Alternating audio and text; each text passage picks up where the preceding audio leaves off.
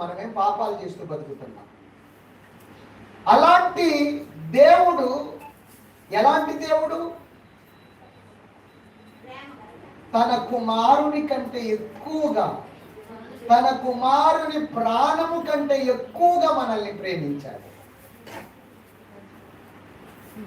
ఎంత ఎంత ప్రేమ ఉంటే అది చేస్తారు. మన ఊహకు అందిద్దా ఆ ప్రేమ? మన ఊహకు అందిద్దా ఆ ప్రేమ? ఏ కవి రాస్తాడు ఆ ప్రేమను గురించి ఇలా అని ఎలా వర్ణిస్తాడు చెప్పండి? సాధ్యమైద్దా?